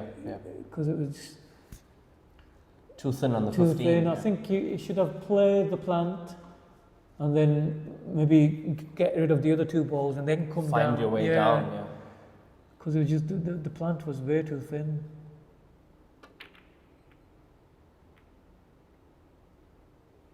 That couldn't go. No, it didn't go. He's couldn't just go. he's thought I'll hit it a little bit hard, and maybe some good things might happen. And to be honest with you, it's not the worst result in the world because The 1 and the 3. the 1 on the 3 is fine. It's the 2 ball because the 2 ball, it's hard to get the cue ball out now. Yeah. So you can only more or less drop it in and maybe leave the long 5. So he's going to go into it now, I think. Yeah, smart. He's fixed it. Yeah, he's fixed it. Yeah, I think that's the right shot because otherwise the positional element from getting from the 2 ball to one of his other spots was going to be difficult. Yeah. Now he's actually pretty good on. If he pots this, he's perfect on the balls in the top left. And he's gone again. Yeah, I think he's screwing in behind the stripe here. Oh no. I thought he was playing. The 3 must go. Yeah, I think Yeah. it does. Yeah. Otherwise, he wouldn't have played it like that, in my opinion. Yeah, that's a shot. So in this case here, if the 3 doesn't go and only the 1, that's a shot you rather underhit than overhit. Yeah, exactly. If you're on that side. He would have just floated it in, then you guaranteeing your position on the 1 ball. But because both went, he played it like he did. Looks to me like he's gone, Arfan. Looks what? Sorry. It looks like he's gone. Yeah, in this frame. Oh yeah, sorry. he's Yeah. gone. I was going. This is the only. It's whether he can leave himself straight just to stop the cue ball dead. Yeah, which he can. I'm guessing. If that cue ball rolled, 1 rolled forward. Yeah. It was snookered. They on don't that. even think Yeah. about that, do they? He's perfect, actually. You can even, Oof. yeah. I don't think he was worried. Like he's probably played it into that part of the pocket. Yeah. Just to be able to get good on the 8 ball. Yeah. As stupid as that sounds, you're playing balls into certain areas. I know there's not much of a pocket there. No, definitely. But you play him off the right, the right jaw to give you best position on the next ball, and that's cheat the pocket a bit to move the white. Because he's not overhit the ball, has he? No. So he's kind of like played off the right jaw as we were looking. But still, I mean, to do that, you got to be in tune. It's more. I mean, I used to say he plays it all the time, but it's an easier shot when you're 11-2 up. Yeah, you're not doing that 12-2 down. You're not playing a shot like that. No, if it was 11-all, I'm pretty sure he's potting the ball in the centre of the pocket and leaving a little bit more distance. So he's putting on a clinic. Yeah, I've been really impressed at his level. Yeah, I know he's a good player, but he is getting on a little bit too in terms of age. But age is just a number, and he's showing it, isn't he? This is some of the best I've seen. Yeah, no, he's putting a really high quality performance in. Dry break. Yeah. Mick to the table, 12-2 down, 14 frames played. I think for Mick, he'd be thinking, can we get to the break? It's more a pride thing now, I think, for Mick, just try and make a game of it now.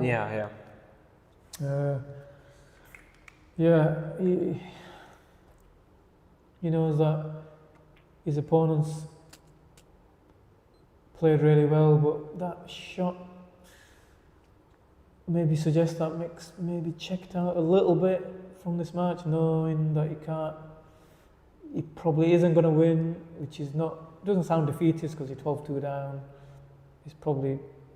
He's a realist. Yeah, it's probably he is a normal realist. thinking at this point. Yeah, he's a realist, and when you're playing an opponent who can make break and runs, he's going to get a chance. Exactly. Yeah. And the fact that you're not making balls off the break regularly. When you do get a chance, he's not had many breaks, but And 12-2 up, he has 10 chances. Effectively, 10 chances where... Exactly. Yeah. Yeah, it'll take a monumental... Off the 11 into the centre. Comeback from Mick. That was a tough one. Yeah. A lot of distance between object ball and pocket. I didn't really study the table before that shot, but I'm not sure if there was another shot option there for him where a good safety was. Yeah. Because he's kind of like giving the frame away. He has. So,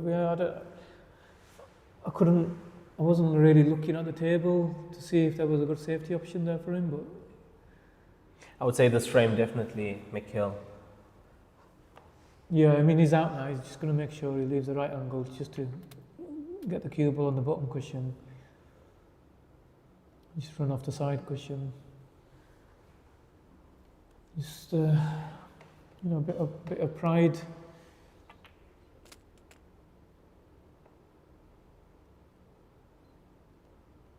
You would have played that running forward. Well, it depends what the angle was like. I mean, if the angle was a little bit more steep and he was going to run into the 8, then I would have played it like that. So it's hard, sometimes when you're looking at a screen, it's hard to see the angle. Exactly, the angle, yeah. So there was nothing wrong with how Mick played it, but the easier way to play it would have been just to run off the side cushion, only if the angle was right. So from 8-0 down, Chu Bingji makes it 8-4. Is he breaking a run in there? Let's have a look. Has he won like 1 or 2? So far, 2 break and runs. Okay, so he's moving. Yeah, he's moving. He's moving. And if there's one player that can come back. Well, he's the last person you want coming back when you've been 8-0 up, in my opinion. Richard Halliday and Cho Min-jun, 7-6 to Choi. Richard Halliday 6-7 down. At the moment, it's a good match on TV table too. I think he won his first match in a decider frame, right? In this stage. Yes. So that could go to a decider too, the way the scoring's going. 2 break and runs for Richard, 1 break and run for his opponent, and 3 rack and runs for his opponent. Yeah. So that means that Richard is either dry breaking or missing the finish on his possibly, break. Yeah, possibly. So Mick's gonna go to the Wang normal, yeah. Xinhua, what's the name? Wang Xinhua? Wang Xinhua. Xinhua. Yeah, Wang I don't Xinhua. think that was quite it. People don't realize how difficult that break is. No, it's unreal. Yeah, it's even mixed like gesticulating what he was trying to do, like turn his hip. It's that break, you learn it in stages because Yes. there's a few different components, Yes. moving parts, as you can call it. Have you seen Zhang Kangpeng's break? Have you seen he lifts off the ground now? How do you even? Where do you start? You try to do that on your home table. Exactly. You know, on my home table, when I'm breaking in front of my telly. Yeah. So I'm there thinking, do I No. even test that break, No. or shall I show my TV? Because I can imagine the cue ball's going to be flying off the table a few times. So it's such a high risk break. You know, you've got to be really brave to play in a match. But once you get to a level where you're constantly, nailing it, then you're comfortable, and that's the hard work that needs doing with that break. It's the weeks of practice to be comfortable to play that break. Having a spotter there, taking out the balls, racking, maybe breaking the balls 1,000 times a day. Or That's what maybe it takes. 1,000 in a day, maybe a bit too much, because but I just think that if you want to break like the Chinese, you got to spend a lot of time. It needs a lot of discipline. Yeah. A lot of time spent on these tables. You probably need, I think you need a good week or 2 weeks with one of the Chinese, like masters, if you want to call them. Coaches, masters. And, they'll take you through each step, and then, until you're comfortable with the first step, then the second, third, and then you can start, doing the full lot in one go. Well, it's a massive advantage when you can break that big with this new break rule, because you're not racking with a template, you're racking with a wooden triangle. Yeah. So you're not guaranteeing your the 2 second balls into the middles now. Yeah. They still go in if you hit it good. So because you can't tap them now.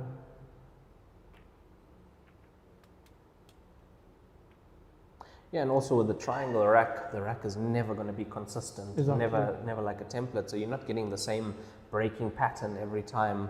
It makes a huge difference. Massive difference. I've also seen some of the Chinese players, they know when to ease up on the break. Like if you watch Chu Bingji breaking, it's just a solid hit. Yeah. And the 2 balls trickle. And then some of the other Chinese players, I've also seen them do it. They have the ability to the massive break. Yeah. But then they also if they see it's not working, switch up to a different. Well, it was the last Super Tour, right? When that new kid on the block, that Sun Yuan. Yeah. He came up with the soft break again. Yeah. Where he was making those 2 second balls in the middle. And I saw Bingji all the way through going with a power break. And then he changed. And then he changed, maybe semis, I think. He changed it. And he thought, well, if he's doing it, I'll do it too. I was doing commentary on that, and I remember seeing that Bingji changed his break. Just put a clinic on with the break. So we all got told when this new break. He loves the ball off a ball shot, doesn't he? Yeah, he's playing it quite a few times. We got told when this break rule was changed again to rack with a wooden triangle, and you can break anywhere behind the line. You have to break with full power. Yeah. Right. So then obviously some people maybe didn't get that message. So Sun Yuan's probably thinking, I'll try my luck. Yeah. And if he's not getting pulled up by the referee, and the other Chinese players have seen that, and it's not like Bingji doesn't know how to break like that. He maybe thought, I've got to break with full power. Yeah. And my full power is obviously really big. So if someone's trying to be cute, like Sun Yuan did, and take a bit of power off the break to guarantee those 2 second balls in the middles. That's the way to do it then. That's the way to do it. Because the break rule is now 4 balls need to touch a cushion. Yeah. That's a legal break. And it's easy to do that. Before, you had to get 4 points. 4 across the line. How hard was that? That's tough. And you used to get,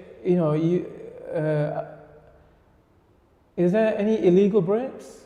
Is that an illegal break if you don't get? And does that? Do you get 3 illegals? And I think so, but it very won't rarely even happens. happen now. Yeah, no. You won't even see that because 4 balls, you just touch the pack. 4 exactly, balls and they just the cushions. But you know, back the old break. You lose a frame. You lose a frame yes. every 3 illegals if you don't make the 4 points, and it used to happen so many.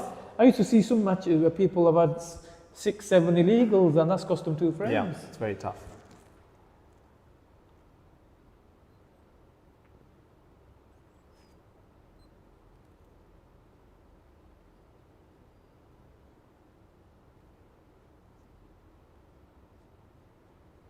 So Mick, I would say his favourite is definitely should be. Has the ball advantage as well. Yeah.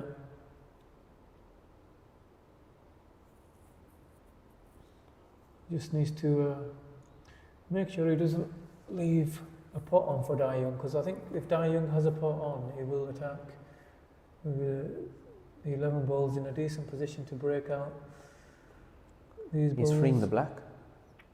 Yeah. Yeah, I can only think, I don't mind that shot, but because he's thinking where the 3 ball is, now was the time to break that out, whilst Mick's got a relatively bad ball, but Mick has got the 7 ball to play off. To get there. Yeah. Well, he's got the 7 ball or the 6 ball as balls that he can play off. The 13 ball, is it, the orange stripe? Yeah. And that's what he'll look to do, in my opinion. Oh, he's going to play the plant. Or move it. Or move it, yeah. Yeah, that's a good shot. It's not bad, yeah. Now he can play the plant or get on it again. I think he's going to... Play the plant, you should be alright, yeah. Cue ball coming up table. Yeah, there we go. It's okay. Yeah. It's not bad. I think the position on here it doesn't really matter about the angle. The 4 ball kind of goes into both pockets. But I would say you want to land on, it's easier to land on the 4 left side on the cue ball, if the cue ball's on the left side of the table. Yeah. Do you know what, as stupid as it sounds, I don't mind it the other side too. I would be more worried about getting closer to the 6 ball. And that would be the shot. That would be, so instead of leaving distance, because there you're thinking, it doesn't really matter what angle you leave, because it's quite comfortable. Naturally on the black ball after as well. On either side. So his thinking was, get close to the 6 ball there. Another one on the board for Mick. So it's just, like I said, at the moment, it's just going to be a kind of pride saving exercise, try and win as many frames as you can. Yeah, 12-4 and... He won't even think about the comeback until he's... That's a player break, but I think he just spoke to Dai Young. Yeah. Do you want to just carry on? And he probably nodded his head, knowing that he just needs 1 frame. No need to have a player break. No. See if we can get an update on some of the scores. That's the girl, isn't it? Wang Is that her? Yeah, that is her. She is the brand ambassador for Lucky Draw. And they've made a pink one now as well.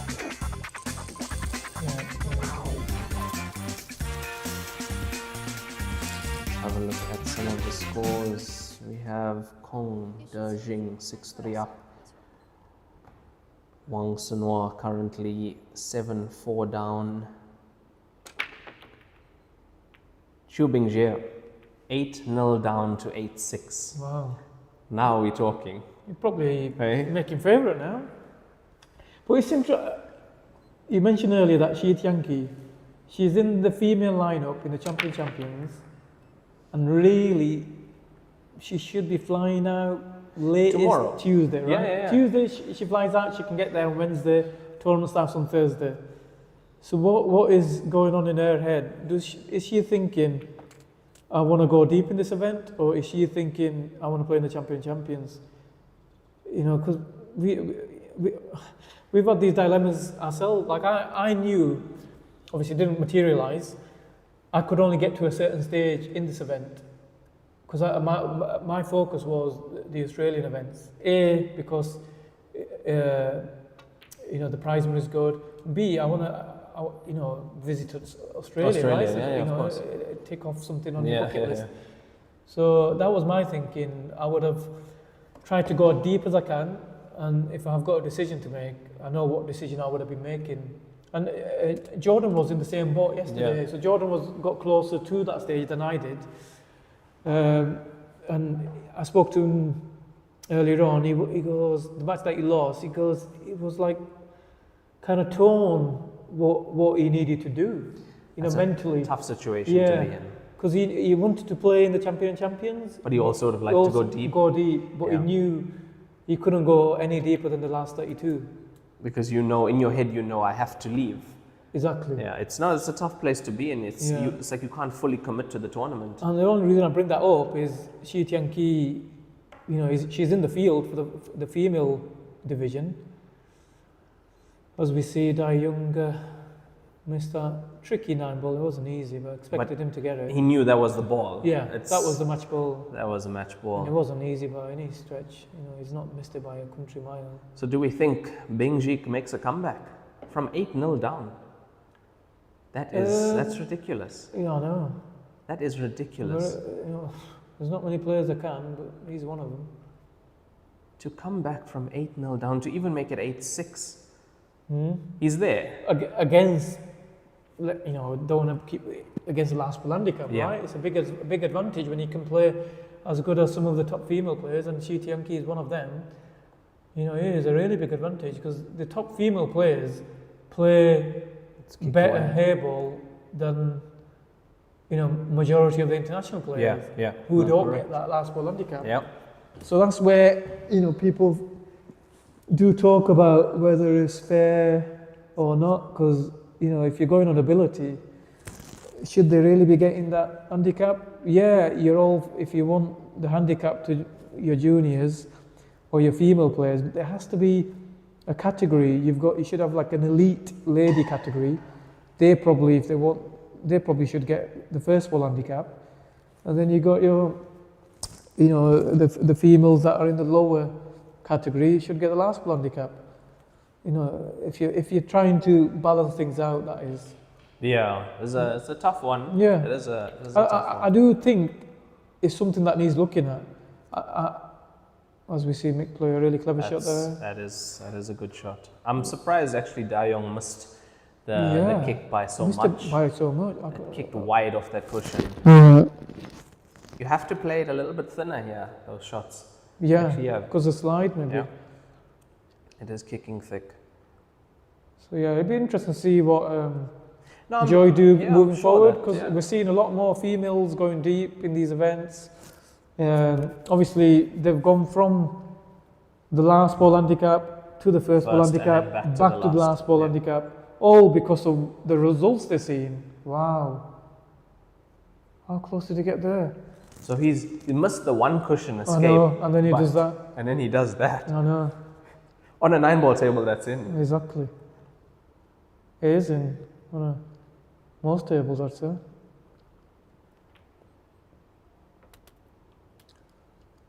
So far in the field, this is one of the strongest performances I've seen from a player. Yeah.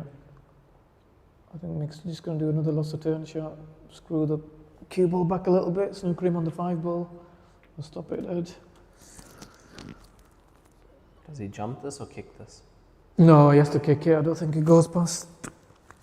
Does it go past the black into the corner? If it doesn't, then or maybe it does. He's getting his jump cue. Got the jump cue out. He'll be hoping that the ball doesn't get tied up. Oh, he's spotted the cue ball. So that's what you're hoping that doesn't happen. Yeah, so his ball's safe-ish now. 14 safe. So Mick should really take the one out. Just literally roll it over the pocket and leave the cue ball where it is.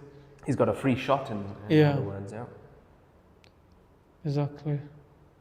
Or he could attack it knowing that it's a free shot.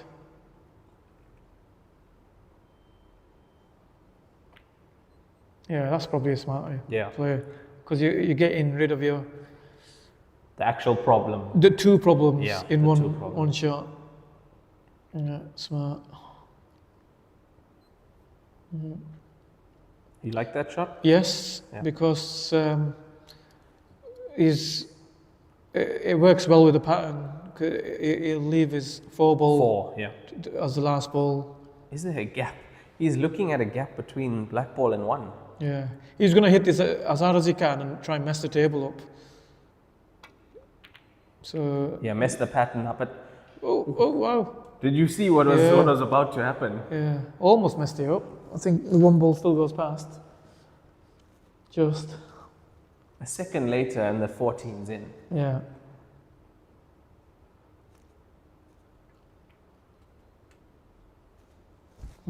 Another frame for Mick. 12-5. Yeah. It's a lot different from 12-2 already. Yeah, I mean, now we're feeling a little bit more. You can never be happy with losing, but. And the scores just changed on the Benji match. Tian Shi makes another 2 runouts. Wow, she's won 2 frames since. Yeah. So 10 now. I said 8. What? I said 8-6, and now it's 10-6. So that was like literally less than 10 minutes ago. Yeah, she made a rack and run and break and run. She's on 6 break and runs, 2 rack and runs.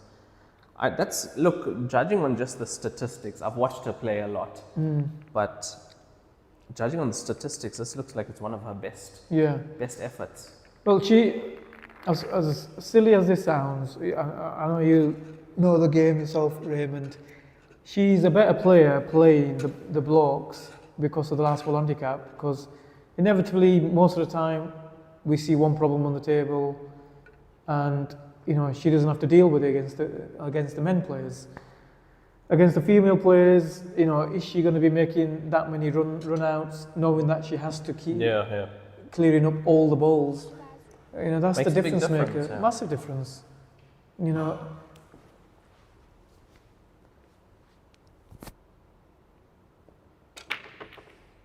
But she is a quality player. I'm not taking anything away from her. No, definitely quality. I can only call it as I see it. Yeah. If I was in her shoes, I'd be wanting to play a match where I'm getting the handicap, as opposed to not getting the handicap. Whether it's a Bingji or, the last ball handicap is massive. Try break from McHill.